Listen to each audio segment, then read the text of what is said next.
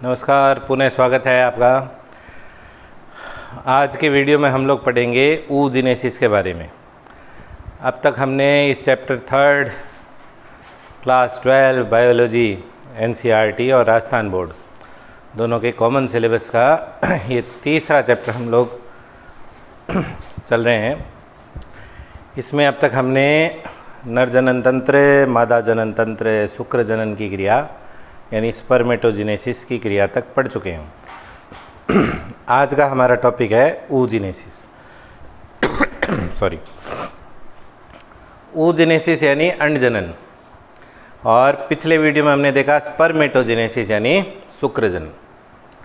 अंडजनन की क्रिया लड़कियों में जन्म से पहले ही प्रारंभ हो जाती है, भ्रूणीय अवस्था में ही प्रारंभ हो जाता है। यानी गर्भस्थ शिशु यदि बालिका का भ्रूण है तो उस गर्भस्थ बालिका के भ्रूण में के अंडाशय में ही अंडजनन की क्रिया प्रारंभ हो जाती है। जबकि पिछले वीडियो में हमने देखा कि लड़कों में शुक्र जनन की क्रिया यानी स्पर्मेटोजेनेसिस की प्रोसेस जो है वो प्यूबर्टी के समय शुरू होती है, प्यूबर्टी समय शुरू होती है। ये काफ़ी जटिल प्रक्रिया है oogenesis की। यदि हम कंपैरिजन करें स्पर्मेटोजेनेसिस से तो इसमें काफ़ी भिन्नताएं हैं, काफ़ी जटिलताएं हैं। तो धीरे धीरे हम इसका देखते हैं, क्या क्या अंतर भी हम लोग साथ साथ में इसका देखते रहेंगे। लास्ट में हम दोनों में एक बार समराइज़ करके दोनों जो प्रोसेस है स्पर्मेटोजेनेसिस और oogenesis उनमें हम लोग डिफरेंसेस इस्टेब्लिश करने का प्रयास करेंगे। ठीक है, तो चलते हैं इस श्रृंखला में और हम लोग देखते हैं oogenesis। जैसे हम लोग स्पर्मेटोजेनेसिस में देखा कि स्पर्मेटोजेनेसिस की जो प्रोसेस है उसकी शुरुआत स्पर्मेटोगोनिया से होती है। यहाँ पे oogonia से प्रारंभ होगी।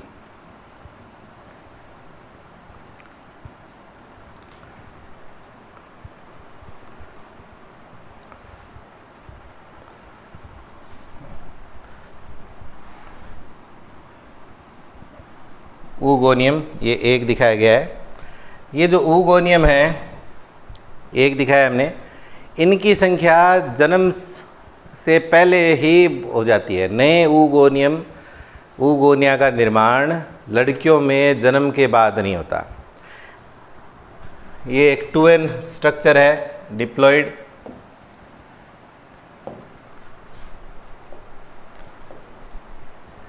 ठीक है, और जितनी भी oogonia बननी है वो सब की सब भ्रूणीय अवस्था में एम्ब्रियोनिक स्टेज में की ओवेरी में हो जाता है। ऐसा माना जाता है कि 5 माह का कोई बालिका का भ्रूण है तो उसके प्रत्येक अंडाशय में oogonia की संख्या 50 लाख तक होती है। 50 लाख, 5 मिलियन। ठीक है, फिर इनकी संख्या में गिरावट आती है और जन्म के समय प्रत्येक अंडाशय में 20-20 लाख एवरेज औसतन हम लोग कह सकते हैं 20-20 लाख, यानी 2 मिलियन। एक अंडाशय में 2 मिलियन तो दोनों अंडाशय में 2-2 मिलियन, यानी 20-20 लाख oogonia पाई जाती हैं। तो इसका मतलब जितना भी ये जो मल्टीप्लिकेशन फेज़ है ये सब का सब जन्म से पहले हो जाता है। जन्म से पहले हो जाता है। जन्म के बाद oogonia की संख्या में वृद्धि नहीं होती है। और जैसे अभी बताया कि जितनी भी oogonia बननी है वो सब की सब जन्म से पहले बन गई। जब किसी बालिका का जन्म होता है तब उसके प्रत्येक अंडाशय में इनकी संख्या लगभग 20-20 लाख होती है। ठीक है, ये मल्टीप्लिकेशन फेज सब का सब शुरू में हो गया जन्म। फिर ये जो oogonia है इनमें से धीरे धीरे कुछ oogonia जो है आकार में वृद्धि करती हैं। आकार में वृद्धि करती है, पोषक पदार्थों का संग्रहण करती है और काफ़ी बड़ा इनका कोशिकीय रूप हो जाता है। अन्य जो oogonia है उनकी संख्या में भी धीरे धीरे गिरावट होती जाएगी। 20 लाख जन्म के समय है, लेकिन जब तक यौवनारंभ प्रारंभ होता है लड़कियों में प्यूबर्टी, लड़कियों में प्यूबर्टी प्रारंभ होते हैं 12 से 14 वर्ष की आयु के बीच में, लड़कों में 14 से 16 वर्ष की आयु में, और लड़कियों में 12 से 14 वर्ष की आयु में प्यूबर्टी हम लोग मानते हैं कि प्रारंभ हो जाती है, शुरुआत होती है। यौवनारंभ कहेंगे उसको हिंदी में, इंग्लिश में प्यूबर्टी। प्यूबर्टी के समय इन ऊगोनिया की संख्या घटकर 60 से 80 हज़ार तक हो जाती है। एवरेज हम कहें तो 70 हज़ार मान सकते हैं, एक ओवेरी में 70 हज़ार लगभग ये पाई जाती हैं। ठीक है, 60 से 80 हज़ार इनकी संख्या। तो ये धीरे धीरे कम हुई। कम कैसे हुई कि ये किसी एक ऊगोनिया को कई सारे ऊगोनिया घेर कर अपना जितना भी पोषक पदार्थ है वो उसको दे देती हैं। जैसे ये कोई ऊगोनियम है, इसको ये अदर ऊगोनियम घेर लेती हैं और अपनी न्यूट्रिशन, अपना जो साइटोप्लाज्मिक जितने भी एलिमेंट्स है इसके पास में, वो सब का सब इसको दे देती है। तो जिसको मिल गया उसका शरीर तो बड़ा हो गया, और जिन्होंने दे दिए वो छोटी छोटी कणिकाओं के रूप में उसके चारों ओर घेरा बना लेती है। उस घेरे का नाम, उस लेयर का नाम जो उसको घेर के रखा है उसको हम कहेंगे फॉलिकल। तो एक फॉलिकल बन जाता है और उस फॉलिकल के अंदर बड़े साइज़ का ऊगोनियम हो जाता है जिसको हम प्राइमरी ऊसाइट कहेंगे। उसको हम कहेंगे प्राइमरी ऊसाइट। ठीक है, आकार में अत्यधिक बड़ा हो जाता है, केंद्रक भी बड़ा सारा हो जाता है। पिछले वीडियो में भी जैसे मैंने आपको बताया कि यह है जो फर्टिलाइजेशन जब होगा उस समय स्पर्म के द्वारा केवल इतना ही योगदान है कि वो अपना जेनेटिक मटेरियल देगा, यानी ये कह सकते हैं सिर्फ वो 23 क्रोमोसोम्स प्रोवाइड कराएगा, बाकी कोई खाना पीना वो कुछ नहीं लेके आएगा साथ में। जब तक उस निषेचन के बाद में, फर्टिलाइजेशन के बाद में, जब तक एम्ब्रियो का इम्प्लांटेशन नहीं हो जाता यूट्रस में, उस माँ के शरीर से उसको पोषण प्राप्त नहीं होता, तब तक का पूरा खाना वगैरह, न्यूट्रिशन वगैरह वो सब किसके अंदर होना है? इन ओवम में के अंदर ही होना है। तो इसने अपना आकार बढ़ा लिया, अदर ऊगोनिया से अपने मटेरियल इन्होंने ले लिए, तो इसलिए इनका साइज़ इनका तो इंक्रीज़ हो गया, और बाकी छोटी छोटी ऊगोनिया जो कि डीजनरेट हो गई, नष्ट हो गई, वो इनके चारों ओर एक लेयर बना देती है। उस पूरे दोनों को एक साथ में हम, उस लेयर प्लस इस प्राइमरी ऊसाइट को एक साथ में हम प्राइमरी फॉलिकल्स कहेंगे। ठीक है, जैसे हमने फीमेल रिप्रोडक्टिव सिस्टम के में भी हमने फॉलिकल्स देखे थे, प्राइमरी बढ़कर सेकेंडरी बनाते हैं, सेकेंडरी बढ़कर टर्सरी बनाते हैं, ये सब हमने उसमें देखा था। ये जो प्राइमरी ऊसाइट है, यह फर्स्ट मियोटिक डिवीज़न में टेम्परेरीली अरेस्ट हो जाता है, रुक जाता है। इसमें पहला परिपक्वन विभाजन, जैसे हमने उसमें देखा था मियोसिस होना है, अब इसमें है ना, स्पर्मेटोजेनेसिस में देखा था प्राइमरी स्पर्मेटोसाइट था, उससे 2 सेकेंडरी स्पर्मेटोसाइट बने थे, है ना। फर्स्ट मियोटिक डिवीज़न जो कि फर्स्ट मैच्योरेशन डिवीज़न हम कहेंगे, जो कि मियोसिस फर्स्ट होता है, मियोसिस फर्स्ट प्रो फेज़ में अटक जाता है। तो हम ये कह सकते हैं कि ये प्राइमरी ऊसाइट जो है, ये प्रो फेज़ फर्स्ट की डिप्लोटिन प्रावस्था में, उपप्रावस्था में टेम्परेरी अरेस्ट हो जाता है, यानी अस्थायी रूप से उसमें अटक जाता है विभाजन। ठीक है, प्रो फेज फर्स्ट होता है उसको 5 सब फेजेज में हम लोग डिवाइड करते हैं, है ना। आपने सेल डिवीज़न में पढ़ाई है, लेप्टोटीन, जाइगोटीन, पेकाइटीन, डिप्लोटीन, डाइकाइनेसिस। तो डिप्लोटीन जो सब फेज़ है प्रो फेज फर्स्ट की, उस डिप्लोटीन फेज़ में यह प्राइमरी ऊसाइट अटक जाता है। ये सब काम हो रहा है जन्म से पहले पहले तक। ठीक है, यहाँ से यहाँ तक हम इसको कहेंगे मल्टीप्लिकेशन फेज़, और ये ग्रोथ फेज़, ये दोनों ही कहाँ हो रहा है? फीटल लाइफ में। फीटल लाइफ मतलब भ्रूणी अवस्था में हो रहा है ये दोनों ही काम।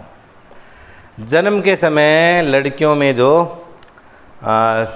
अंडाशय जो है उसके अंदर प्राइमरी ऊसाइट डिप्लोटीन फेज़ में अटकी हुई मिलती है, और ये पहला परिपक्वन विभाजन पूरा होने में 12 से 14 वर्ष का समय लगता है। फर्स्ट मैच्योरेशन डिवीज़न को पूर्ण होने में 12 से 14 वर्ष का समय लगता है। यानी जब तक प्यूबर्टी नहीं आती तब तक ये डिप्लोटिन में अटके हुए रहते हैं। ठीक है, तो यदि ये कहें कि अंड जनन की oogenesis की सबसे लंबी प्रावस्था कौन सी है, सबसे ज़्यादा लंबी अवस्था कौन सी है, तो हम कहेंगे वो है फर्स्ट मैच्योरेशन डिवीज़न, प्रथम परिपक्व विभाजन, जिसको पूर्ण होने में 12 से 14 वर्ष का समय लगता है। ठीक है, तो ये बर्थ के समय ये ऐसी स्थिति है। ये सब के सब जन्म से पहले पहला परिपक्व विभाजन कब होगा, जब प्यूबर्टी आएगी। और प्यूबर्टी कब आएगी, 12 से 14 वर्ष। प्यूबर्टी जब आएगी, ये सब 2n है,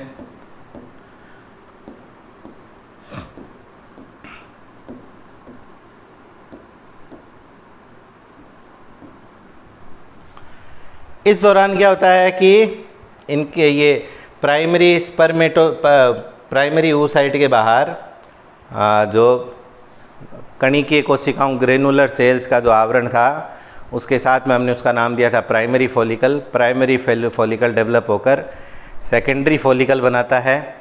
सेकेंडरी फॉलिकल कब बनता है, जब उन ग्रेनुलर सेल्स जो है उनके बाहर एक और लेयर बन जाती है, एक और नई थीका लेयर बोलते हैं उसको। वो लेयर्स किसके बन रही है, इनकी बन रही है, ऊगोनिया की।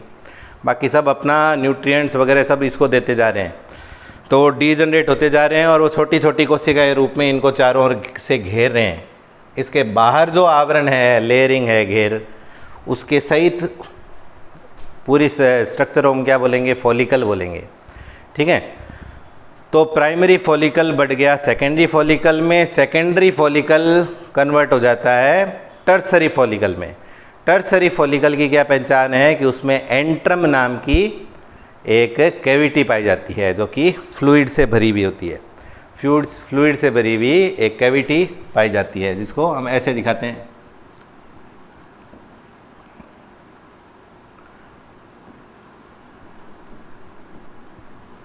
तो यहाँ पे जहाँ पे मैंने ये 2n लिखा है, ये तो बन रहा है ये oocyte, और ये पूरी जो स्ट्रक्चर है ये हो गया फॉलिकल। ठीक है, टर्सरी फॉलिकल की पहचान है कि इसमें एक ये कैविटी बन गई एंट्रम नाम की।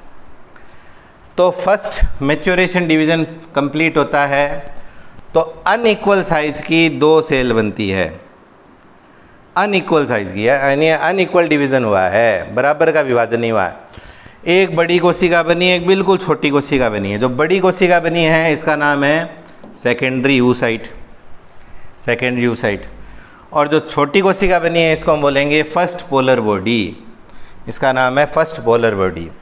फर्स्ट पोलर बॉडी आगे डिवाइड हो भी सकती है, नहीं भी हो सकती है।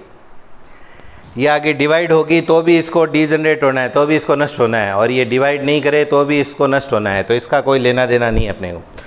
तो ये नष्ट हो जाएगी, और ये सेकेंडरी oocyte। ऐसा क्यों हुआ, बराबर की क्यों नहीं विभाजन हुआ? इसलिए बराबर का विभाजन नहीं हुआ क्योंकि ह्यूमन बीइंग में एक बार में एक ही संतान उत्पन्न होती है जनरली। अपवाद स्वरूप जो ट्विंस पैदा होते हैं वो अलग से हम लोग कह सकते हैं, वो एक्सेप्शंस है। जनरली एक बार में मनुष्य एक संतान को ही जन्म देता है। एक संतान को जन्म देता है, इसका मतलब एक ओवम ही रिलीज़ होता है हर मंथ। ओवेरी तो 2 है, लेकिन महिलाओं में हर मंथ एक ओवेरी ही ओवम रिलीज़ करती है। ठीक है, अल्टरनेटली एक महीने राइट ओवेरी से ओवम रिलीज़ हुआ है तो दूसरे महीने लेफ्ट ओवेरी से ओवम रिलीज़ होगा। तो एक ही होना है ओवम, क्योंकि एक ही संतान को उत्पन्न करना है ना। और इसको तब तक खाना अपने पास में स्टोर रखना है जब तक कि फर्टिलाइजेशन के बाद में एम्ब्रियो यूट्रस के अंदर इम्प्लांट नहीं हो जाए, जब तक कि प्लासेंटा नहीं बन जाए। प्लासेंटा जब तक नहीं बनेगा तब तक का भोजन इसको उपलब्ध करवाना है, उस इनिशियल एम्ब्रियोनिक स्टेजेस को भी। शुरुआत में जो एम्ब्रियो वो बनेगा जाइगोट से, फिर उसमें सेल डिवीज़न होगा, 2 कोशिका, 4 कोशिका, 8 कोशिका ऐसे बनेगी। जब तक वो एम्ब्रियो इम्प्लांट नहीं हो जाता ओवेरी में, यूट्रस में, तब तक का न्यूट्रिशन इसको ही प्रोवाइड करना है। स्पर्म तो सिर्फ 23 गुणसूत्र लाएगा, वो कोई साइटोप्लाज्म वगैरह कुछ नहीं लाएगा, सब कुछ इसको। इसलिए यदि ये बराबर का विभाजन हो जाता तो इसको तो डीजनरेट होना ही है, क्योंकि एक ओवम ही रिलीज़ करना है ना। एक से ज़्यादा ओवम रिलीज़ हो गए तो वो सब के सब फर्टिलाइज होंगे, क्योंकि पिछले वीडियो में हमने देखा कि 200 करोड़ 200 से 300 20 से 30 करोड़ 20 से 30 करोड़ शुक्राणु त्यागे जाते हैं, है ना। तो एक से ज़्यादा यदि ये अंडाणु रिलीज़ हो गए तो सब निषेचन होंगे, सब निषेचन होंगे तो एक से अधिक संतति उत्पन्न होगी, जो कि अपने ह्यूमन बीइंग में ऐसा नहीं होता है ना। तो सेकेंडरी oocyte, ये सेकेंडरी oocyte ये फर्स्ट, हम यहाँ पे लिख सकते हैं बीच में, फर्स्ट मैच्योरेशन डिवीज़न।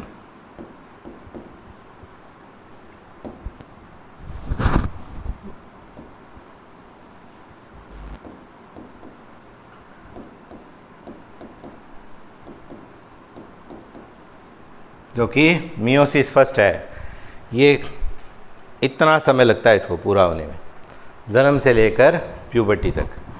ये अटकावा कहाँ था? प्रोफेज फर्स्ट की डिप्लोटिन सब फेज में अटकावा था। अब इस दौरान क्या होता है कि जो टर्सरी फॉलिकल है वो ग्रेफियन फॉलिकल में कन्वर्ट हो जाता है। ग्रेफियन फॉलिकल यानी फॉलिकल, ये जो फॉलिकल है ये और ज़्यादा बड़ा हो जाता है। ग्रेफियन फॉलिकल, ग्रेफियन फॉलिकल के अंदर सेकेंडरी oocyte है। इस सेकेंडरी oocyte के चारों ओर प्रथम अंड झिल्ली बन जाती है। ये बाद में एग सेल जिसको ओवम कहेंगे, लास्ट में इसका फाइनल प्रोडक्ट क्या है? ओवम। उसके चारों ओर 3 एग मेम्ब्रेन्स होती है, 3 सुरक्षात्मक मेम्ब्रेन्स होती है। फर्स्ट मेम्ब्रेन का नाम है वाइटलाइन मेम्ब्रेन, जिसको हिंदी में पित्तक झिल्ली बोलते हैं। तो पित्तक झिल्ली बन जाती है। पित्तक झिल्ली के बाहर दूसरी वो मेम्ब्रेन बन जाती है, एक मेम्ब्रेन जिसको हम नाम देंगे जोना पेल्यूसिडा। ठीक है, तो 2 इसके चारों ओर अंड झिल्लियाँ बन जाती है। ठीक है, अब इस अवस्था में ग्रेफियन फॉलिकल फटता है, अंग्रेजी में कहें तो रप्चर होता है। ग्रेफियन फॉलिकल निकल जाता है, ठीक है, उससे सेकेंडरी oocyte निकलता है। अंडाशय से यानी ओवेरी से जो ओव्यूलेशन की जो प्रोसेस है, ओव्यूलेशन में ओवेरी से ओवम रिलीज़ नहीं होता, बल्कि ओवम अपनी सेकेंडरी oocyte स्टेज में रिलीज़ होता है। और ये अपने मियोसिस सेकंड में अटका हुआ है, माइटोसिस सेकंड, जिसको हम मेटाफेज सेकंड कहेंगे। ये मेटाफेज सेकंड में अटका हुआ है। ये अटका हुआ था डिप्लोटिन सब फेज में, ये अटका हुआ रहता है मेटाफेज सेकंड में, मेटाफेज सेकंड में अटका हुआ रहता है। सेकंड जो मैच्योरेशन डिवीज़न है, जिसको हम मियोसिस सेकंड कहेंगे, अर्धसूत्री विभाजन सेकंड कहेंगे, वो कब होगा? वो होगा जब फर्टिलाइजेशन हो, तभी, यानी इसके कांटेक्ट में कोई स्पर्म आएगा तभी इसका सेकंड जो डिवीज़न है, मियोसिस सेकंड है, वो कंप्लीट होगा। कहाँ होगा? फेलोपियन ट्यूब में होगा। यदि कोई स्पर्म इसके कांटेक्ट में नहीं आता है तो सेकंड जो मियोसिस है, मियोसिस सेकंड जो है, जिसको हम सेकंड मैच्योरेशन डिवीज़न कहेंगे, वो नहीं होता है। ठीक है, वो नहीं होगा। दूसरा कब होगा? जब निषेचन हो तभी होगा, अन्यथा नहीं होगा। ठीक है, फर्टिलाइजेशन के समय होगा। और उसके द्वारा क्या बनेगा? ये कंप्लीट होगा। एक फिर से एक छोटी सी सेकंड पोलर बॉडी बनी और एक ओवम बन गया। तो इसके साइज़ में कोई विशेष अंतर नहीं है, क्योंकि इससे जो एक सेल और बनी है वो बहुत छोटी छोटी सेल बनी है जो डीजनरेट होगी। फर्स्ट पोलर बॉडी आगे डिवीज़न करे नहीं करे इससे कोई मतलब नहीं है, क्योंकि इसी को आगे फर्टिलाइजेशन में भाग लेना है, ओवम को। ठीक है, तो यदि हम देखें तो ये जो मल्टीप्लिकेशन फेज़ और जो ग्रोथ फेज़, ये दोनों एक प्रकार से जन्म से पहले पहले ही हो जाता है। ठीक है, जन्म के समय लड़कियों के अंडाशय में अंड जनन की कौन सी अवस्था होती है? प्राइमरी oocyte, और वो प्राइमरी oocyte डिप्लोटिन सब फेज़ में यानी प्रोफेज फर्स्ट में अटका हुआ रहता है। ये फर्स्ट मैच्योरेशन डिवीज़न कब कंप्लीट होता है? प्यूबर्टी के समय। उससे एक बड़ी सेकेंडरी oocyte और एक छोटी सी फर्स्ट पोलर बॉडी बनती है। फर्स्ट पोलर बॉडी बनती है, ठीक है। ये फर्स्ट पोलर बॉडी आगे डिवाइड कर भी सकती है, नहीं भी कर सकती है, नष्ट हो जाएगी। डिवाइड करे तो भी नष्ट होनी है, नहीं करे तो भी इसको नष्ट होना है। इसी को काम में लेना है। अब ऐसा क्यों हुआ? इक्वल डिवीज़न क्यों नहीं हुआ? इक्वल डिवीज़न होता तो इसको तो डिस्ट्रॉय होना है, इसको तो नष्ट होना ही है, इसको तो काम होना ही नहीं आगे। तो यदि ये बराबर का इसमें इक्वल डिवीज़न होता साइटोप्लाज्म का, तो इसमें एक बहुत बड़ी न्यूट्रिएंट्स की मात्रा ये लेकर नष्ट हो जाता है ना। तो उन न्यूट्रिएंट्स को स्टोर करना है, न्यूट्रिएंट्स को स्टोर करना है। तो फिर डिवीज़न क्यों हुआ? कोई ये भी बोल सकता है फिर विभाजन की क्या ज़रूरत थी? यही हो सकता था। विभाजन इसलिए ज़रूरत है क्योंकि हैप्लॉइड गैमीट बनाना है अपने को, गुणसूत्र आद्य करने, इसलिए विभाजन ज़रूरी है। विभाजन ज़रूरी है लेकिन बंटवारा बराबर ज़रूरी नहीं है, इसलिए ऐसे अनइक्वल डिवीज़न हुआ है। सेकंड जो मैच्योरेशन डिवीज़न है वो कब कंप्लीट होगा? फर्टिलाइजेशन होगा तभी। फर्टिलाइजेशन नहीं हुआ तो ये इसी अवस्था में रह जाएगा। और ये कहाँ होता है? ओवेरी के बाहर होता है। सेकंड जो मैच्योरेशन डिवीज़न है वो ओवेरी के बाहर फैलोपियन ट्यूब में फर्टिलाइजेशन होगा तभी होगा, अन्यथा नहीं होगा, ठीक है। इससे एक सेकंड पोलर बॉडी बनी। और ये पूरी जो बाद की अवस्था है ये एडल्ट रिप्रोडक्टिव लाइफ हमने लिखा है। एडल्ट रिप्रोडक्टिव लाइफ यानी वयस्क जनन अवस्था के दौरान। शुक्र जनन जैसे प्यूबर्टी से शुरू हुआ और ख़त्म कब होता है?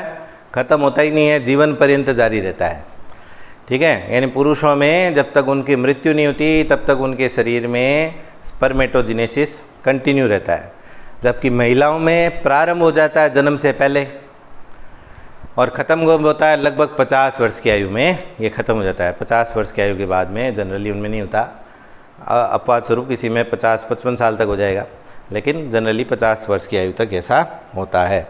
यानी महिलाएं जनन सक्षम कब तक बनी रहती है? प्यूबर्टी से लेकर कहाँ तक? 50 वर्ष की आयु तक। तो प्यूबर्टी हम लोग मान लेते हैं 12 साल की आयु में शुरू होती है, ठीक है। 12 से 14 मानते हैं तो 12, और ख़त्म हो गया ये 50 साल, यानी लगभग 38 या ज़्यादा से ज़्यादा 40 साल की उम्र तक। एक 40 साल एक एज है ना, तब तक कोई महिला जनन सक्षम बनी रहती है, संतान उत्पन्न करने के योग्य बनी रहती है।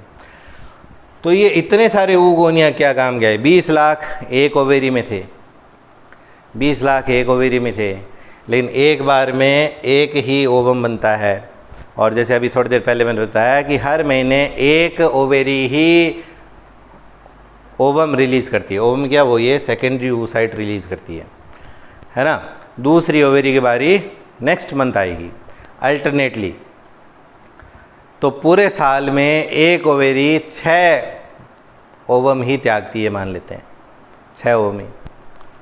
तो 6 ओवम बनाने के लिए 6 oogonia ही काफ़ी थे, एक से एक बन रहा है। तो बाकी oogonia का क्या हुआ? तो 20 लाख से घटकर प्यूबर्टी में तक 60-70 हज़ार तक ही क्यों हुए? क्योंकि उन्होंने अपने सभी जो पोषक पदार्थ है इसको दे दिए थे प्राइमरी oocyte को, तभी उनके चारों ओर फॉलिकल बन गया। वो फॉलिकल्स है किनके? ये डीजनरेटेड oogonia उन्हीं के हैं, है ना। उन फॉलिकल्स की नए लेयर और बन जाती है तो उनको 2 नाम दे देते हैं। आउटर लेयर को थीका एक्सटर्ना, इंटर लेयर को थीका इंटरना कह देते हैं। फॉलिकल का साइज़ बढ़ता जाता है क्योंकि इसका साइज़ बढ़ गया, है ना। फॉलिकल का साइज़ बढ़ता जाता है तो उनका नाम प्राइमरी से सेकेंडरी, सेकेंडरी से टर्सरी, टर्सरी से ग्रेफियन फॉलिकल, नाम ऐसे अलग अलग होते जाते हैं, ठीक है। अब यदि हम इसकी कंपैरिजन स्पर्मेटोजेनेसिस से करें तो उसमें हमने देखा था कि एक प्राइमरी स्पर्मेटोसाइट से 4 स्पर्म बन रहे थे। इसमें एक प्राइमरी oocyte से एक ही ओवम बन रहा है। तो ये भी ऐसा भी क्वेश्चन बहुत बार बोर्ड एग्ज़ाम्स में या नीट जैसे कम्पिटिटिव एग्ज़ाम में पूछते हैं कि जैसे दोनों तरीके से पूछ सकते हैं, बहुत बार पूछा हुआ भी है। ऐसे पूछ सकते हैं कि 100 ओवम यानी अंडाणु और 100 शुक्राणु बनाने के लिए कितने प्राइमरी स्पर्मेटोसाइट और oocyte की आवश्यकता होगी।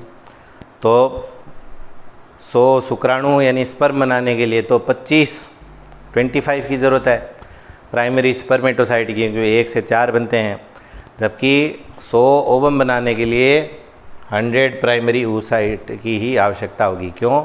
1 से 1 ही बनता है। कुछ साल पहले बोर्ड एग्ज़ाम में यही क्वेश्चन आया था और इसका कारण सहित पूछना था। कारण सहित बताया तो अपने उसमें ये यहाँ से यहाँ तक ये पूरा बताना पड़ता है, इतना पूरा, इसका भी और स्पर्मेटोजेनेसिस का भी बताना पड़ता है, दोनों का। ठीक है। तो कारण सहित ऐसे उल्टा भी पूछ सकते हैं कि 1 से कितने बनते हैं, है ना।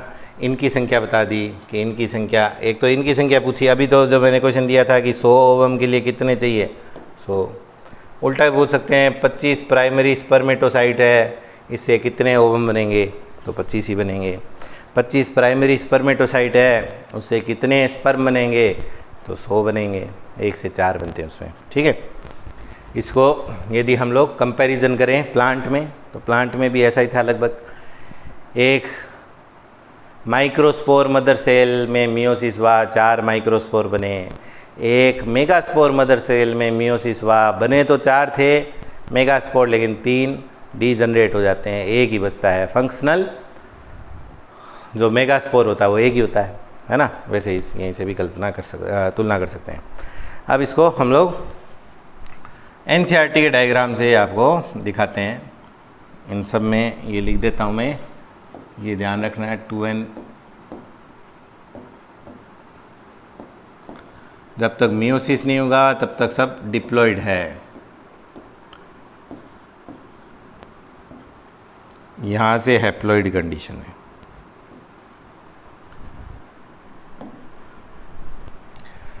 ये NCERT का डायग्राम जो NCERT की बुक में है, किसका, इस oogenesis का। ठीक है। ये oogonia दिख रही हैं, ये यहाँ पे नाम ऊपर छप गया oogonia।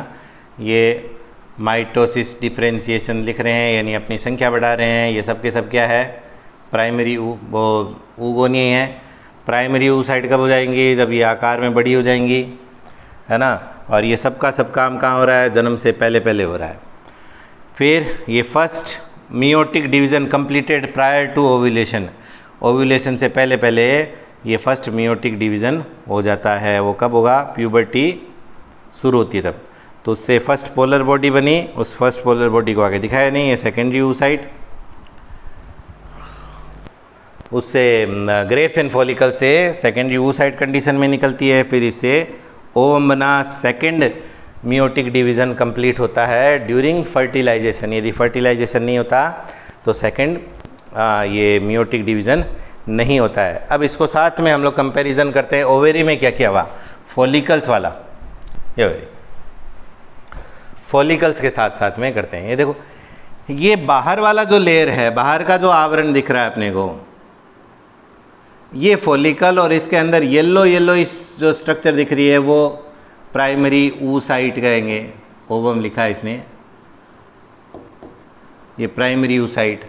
फिर ये फॉलिकल बड़े हो रहे हैं, क्यों बड़े हो रहे हैं कि ये छोटे छोटे जो प्रीमोडियल फॉलिकल्स है, छोटे छोटे फॉलिकल्स है, ये अपना सब कुछ न्यूट्रिएंट्स इन oocytes को दे रहे हैं। तो oocyte तो बड़ा होता जा रहा है, फॉलिकल भी बड़ा होता जा रहा है।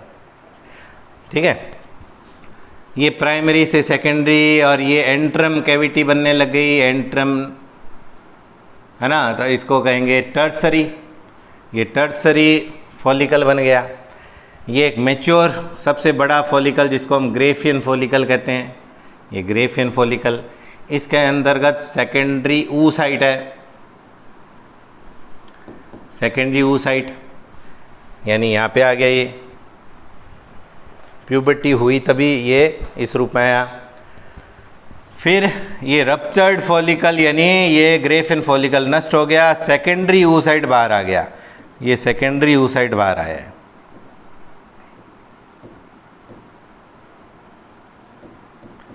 और ये कहाँ गया, ग्रेफिन उसमें फैलोपियन ट्यूब में। फैलोपियन ट्यूब में यदि इसका फर्टिलाइजेशन होगा तब तो ये इसका सेकंड मियोसिस कंप्लीट होगा, जो कि मेटाफेज सेकंड में अटका हुआ था वो कंप्लीट होगा, तब ओवम और सेकंड पोलर बॉडी बनेगी।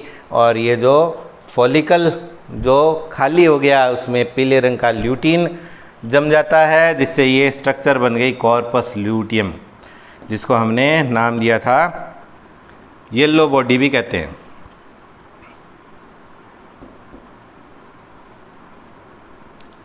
ठीक है, येलो बॉडी। ये ओवेरी को ऐसे जूम करके दिखाया तभी दिखाया। और ये सेकेंडरी ओ साइड कहाँ जा रहा है, इसके अंदर है, फैलोपियन ट्यूब के अंदर यहाँ पे।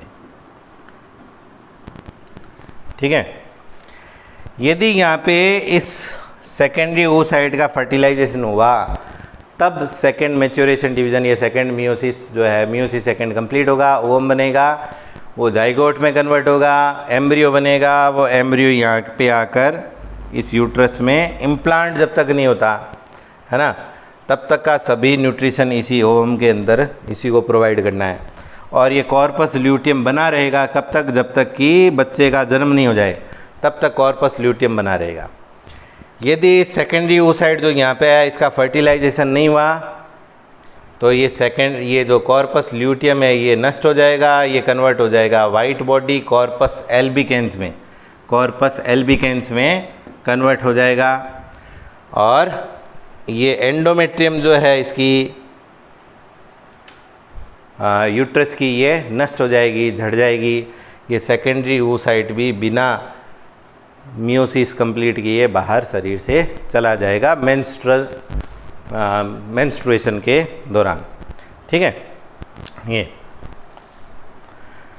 अब जैसे हमने स्पर्मेटोजेनेसिस में भी हार्मोनल कंट्रोल हमने पढ़ा था, वैसे ही यहाँ पे भी हार्मोनल कंट्रोल यदि हम देखें, और फिर वापस इस स्लाइड पर हम लोग आएंगे एक बार, हार्मोनल रेगुलेशन ऑफ oogenesis। तो वही हाइपोथैलेमस जो master of the master gland है वो GnRH सीक्रेट करता है, GnRH गोनेडोट्रोपिन रिलीजिंग हार्मोन, जैसे पिछले वीडियो में भी हमने देखा था। और गोनेडोट्रोपिन रिलीजिंग हार्मोन के कारण से जो एंटीरियर पिट्यूटरी ग्लैंड है, जिसको हम एडिनो हाइपोफाइसिस कहते हैं, ये गोनेडोट्रोपिन रिलीज करता है। गोनेडोट्रोपिन में दो चीज़ है, FSH फॉलिकल स्टिमुलेटिंग हार्मोन और LH ल्यूटिनाइजिंग हार्मोन। इन दोनों का ही प्रभाव किस पर है, ओवेरी पर।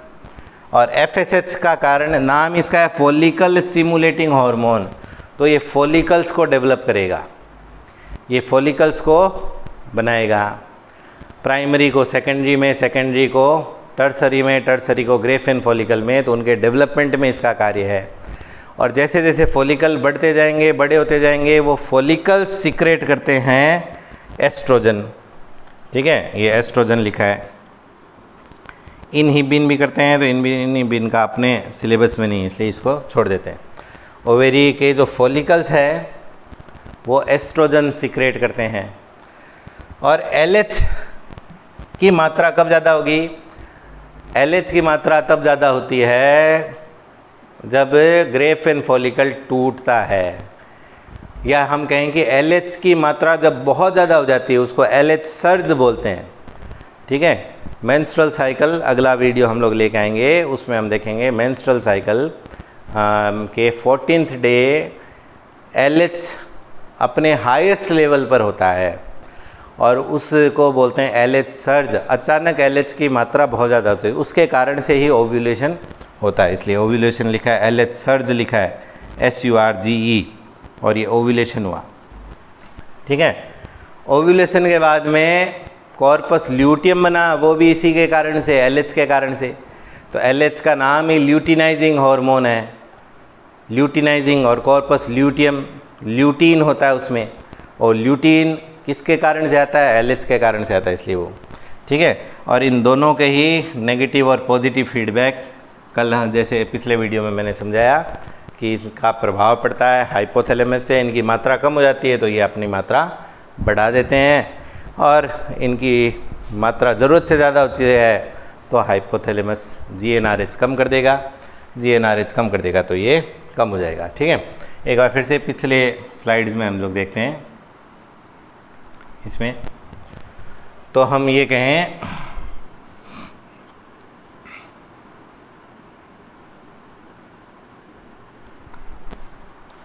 ये फॉलिकल्स बनने का जो काम था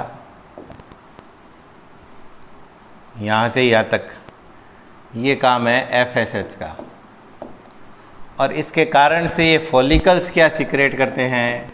एस्ट्रोजन।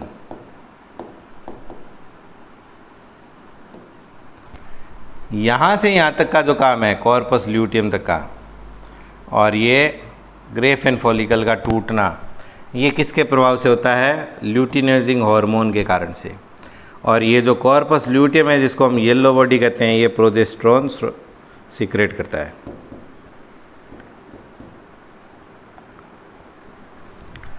ठीक है, इसके कारण से होता है। फिर से आगे बढ़ते हैं।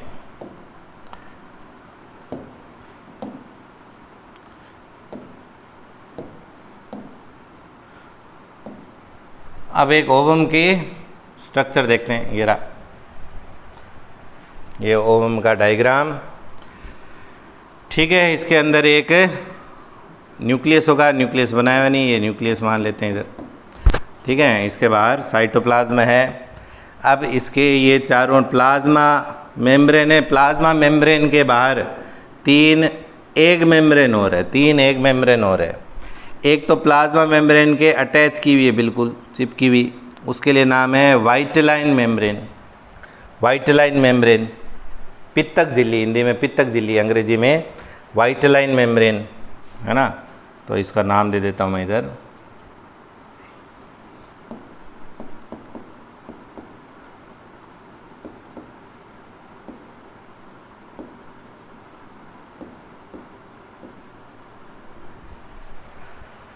दूसरी लेयर ये डार्क ग्रीन से दिखाया गया, मोटी सारी लेयर, उसका नाम दिया है जोना पेल्यूसिडा, ये सेकेंड मेम्ब्रेन है, ये first membrane.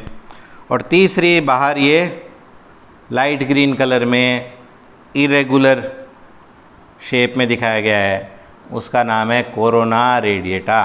Corona radiata, corona तो काफ़ी आजकल लोकप्रिय नाम है। 2 सालों से इस कोरोना से ही हम लोग प्रभावित हैं, और इस कोरोना के कारण से ही मुझे वीडियो बनाने पड़ रहे हैं, ये मान लो। ठीक है, अब यहाँ पे एक बीच में पिंक वाला एक पोर्शन रह गया, पिंक वाला, इसका नाम क्या दिया है? Perivitelline space. Perivitelline space यानी वाइटलाइन मेम्ब्रेन और जोना पेल्यूसिडा के बीच में गैप है, एक खाली जगह है। ठीक है, वो वाइटलाइन मेम्ब्रेन के बाहर है, इसलिए इसको बोला है पेरी वाइटलाइन स्पेस। वाइटलाइन मेम्ब्रेन को ये घेर रहा है, इसलिए इसको बोल दिया पेरी वाइटलाइन स्पेस। अब हम लोग इसको कंप्लीट करने के लिए स्पर्मेटोजेनेसिस और oogenesis में डिफ्रेंशिएट करते हैं, और ये टेबल आप बढ़ सकते हैं अपने आप, हम लोग बढ़ने का प्रयास करते हैं। तो ये कहाँ होगी? ये प्रोसेस टेस्टिस में होती है, और ये प्रोसेस ओवेरी में होती है, और कहें तो ये बॉयज़ में, मेन में होती है, ये वुमेन में, गर्ल्स में होती है ना। ये कब शुरू होती है, कब से कब तक जारी रहती है? Puberty to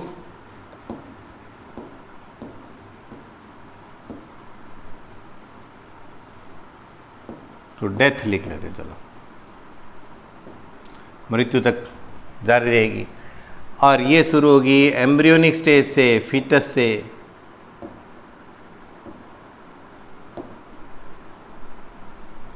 around 50 years as.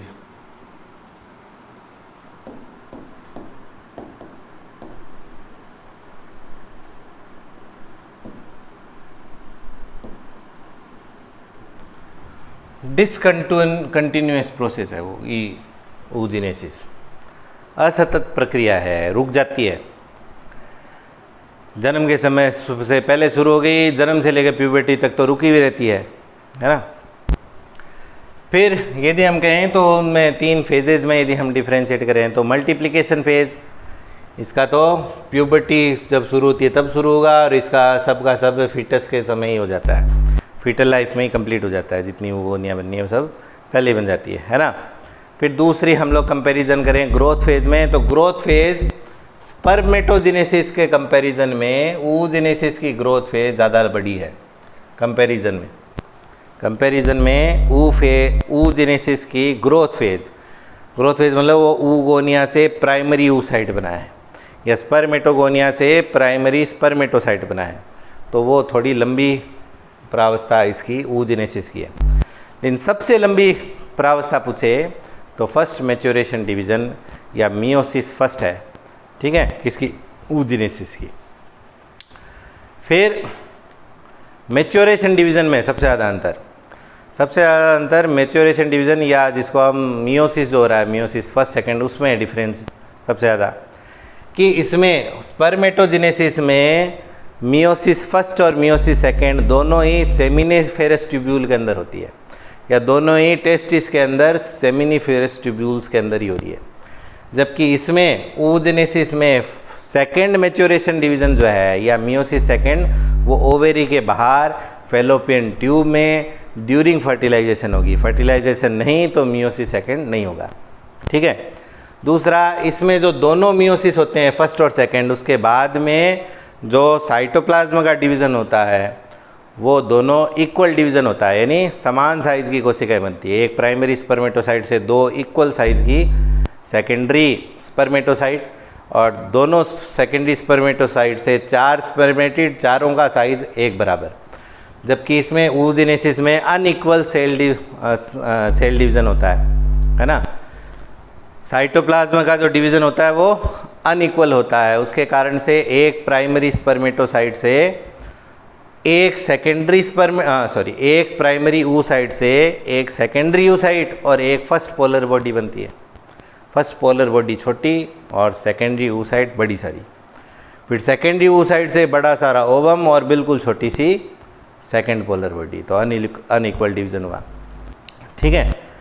फिर इसमें स्पर्मेटोजेनेसिस में हमने देखा था, लास्ट में बना था स्पर्मेटिड में स्पर्मियोजेनेसिस हुआ, तब वो जो non motile round shaped spermatid है वो एक स्पेशलाइज्ड स्ट्रक्चर स्पर्म में कन्वर्ट होता है जो कि मोटाइल है। उस प्रोसेस को हिंदी में हमने नाम दिया था शुक्र कायांतरण, शुक्राणु की काया का अंतरण, काया चेंज हो जाना, है ना। जबकि यहाँ पे ऐसा कोई प्रोसेस नहीं होता, अंड कायांतरण जैसा कोई कॉन्सेप्ट नहीं है, ठीक है। स्पर्मेटिड से स्पर्म बने थे वहाँ पे, यहाँ पे ऐसा कोई बिल्कुल ही कोई कायांतरण जैसी प्रोसेस नहीं होती है। फिर हम कहेंगे एक प्राइमरी स्पर्मेटोसाइट से 4 स्पर्म बनते हैं और एक प्राइमरी oocyte से सिर्फ एक ओवम बनता है, ठीक है।